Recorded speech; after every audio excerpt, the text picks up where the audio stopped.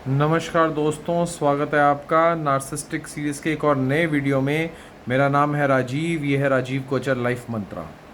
दोस्तों, आज इस वीडियो में आपको बताना चाहता हूँ कि जब नार्सिसिस्ट इंसान पूरे तरीके से सैडिस्ट बन जाता है, नार्सिसिस्ट में भी अलग अलग किस्में होती हैं ना, जब पूरे तरीके से वो सैडिस्ट बन जाता है तो आपकी ज़िंदगी किस तरीके की होती है। रिलेशन वाइज भी बताऊंगा, ध्यान से सुनना, समझ में आएगा, अच्छे तरीके से डिटेल में समझाऊंगा। नार्सिसिस्ट इंसान हम शुरू करते हैं सबसे पहले। अगर आपके फादर, पिताजी, अगर वो कभी भी कोई पर्सन, अगर वो नार्सिसिस्ट हो और वो सैडिस्ट बन जाए,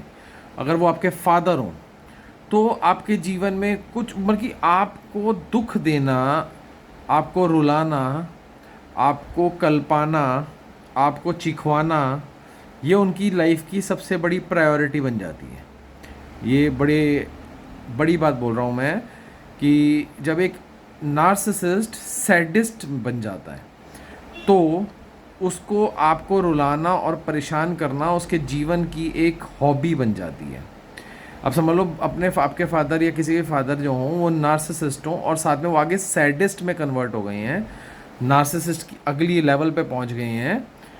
और आप उनके सामने किसी बात को जाके रो रहे हो, बट आप फेल हो गए हो, आपको जीवन में कोई परेशानी है, कुछ भी हो सकता है लाइफ से रिलेटेड, और जब आप उनके सामने रो रहे हो, बिलक रहे हो, तड़प रहे हो,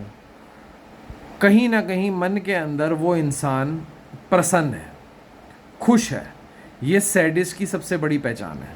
वो अंदर से खुश होता है जब आप रोते हो, वो अंदर से खुश होता है जब आप तड़पते हो, वो अंदर से खुश होता है जब आप कलपते हो। ये आपके माँ बाप भी हो सकते हैं,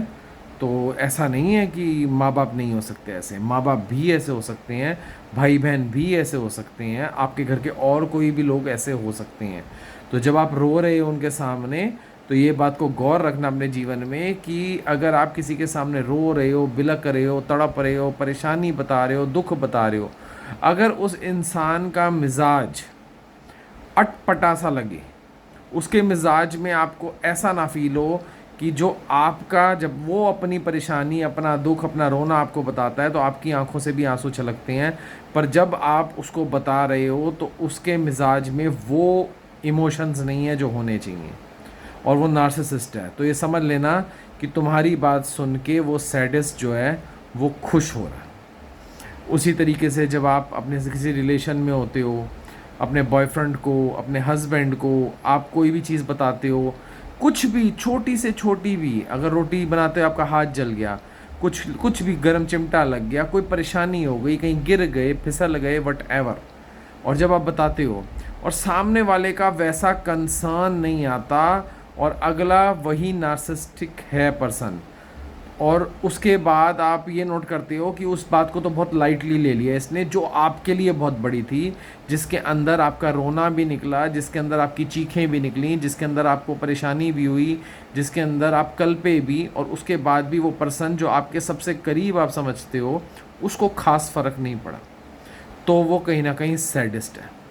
आपकी जितना आप सैडिस्ट पर्सन, यानी जो नार्सिस्ट जो पर्सन है, जब वो सैडिस्ट बन जाता है, उसको आप जितना ज़्यादा उसके सामने रहोगे, जितना ज़्यादा आप उसके सामने कल्पोगे, जितना ज़्यादा आप उसके सामने परेशान होगे, वो अंदर ही अंदर अपने आप को उतना ज़्यादा ताकतवर समझेगा,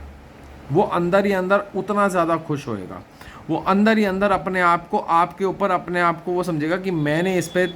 काबू पा लिया, इस पर, ये मेरी जागीर है, ये मेरे नीचे ही रहेंगे, ये मेरे नौकर हैं, ये मेरे सेवक हैं। और आपकी परेशानी जो आप उसको एज अ रिलेशन में बताते हो, कि अब कोई भी इंसान होगा जब उसको कोई परेशानी है तो अपने घर वालों को ही बताएगा ना, अपने जो प्यार करने वाले हैं उन्हीं को बताएगा। लेकिन जब आप उनको बता रहे हो और वो नार्सिसिस्ट है और वो सैडिस्ट में कन्वर्ट हो चुका है,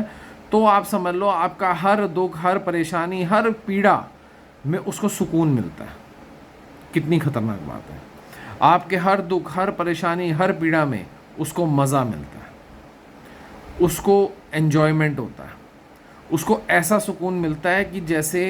उसने दुनिया हासिल कर ली हो। उसको ऐसा सुकून मिलता है कि वो आपकी आंखों से जो आंसू निकल रहे होते हैं, आपके आंसू निकल रहे हैं, और उसके मन में जितने आपके आंसू निकल रहे हैं उतने उसके मन में फूल खिल रहे हैं।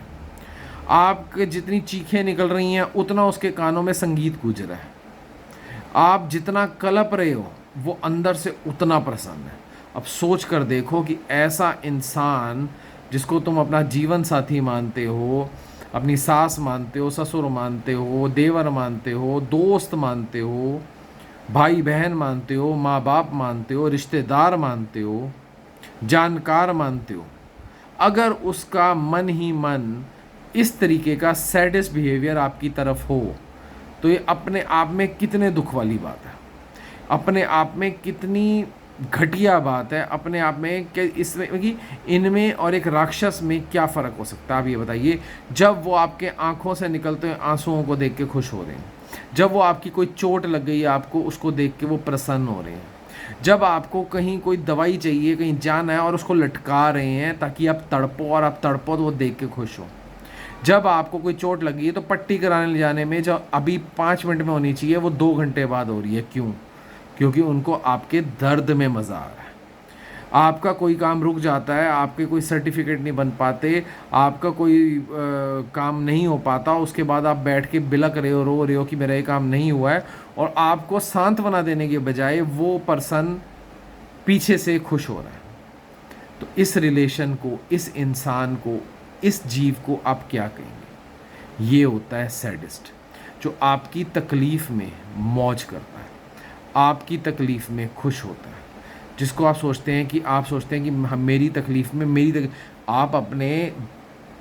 जानकार को जब चीज़ बताते हो तो आपको यही होता है कि वो मेरी तकलीफ़ में उस तकलीफ़ को समझेगा, उस तकलीफ़ में वो दुखी होगा।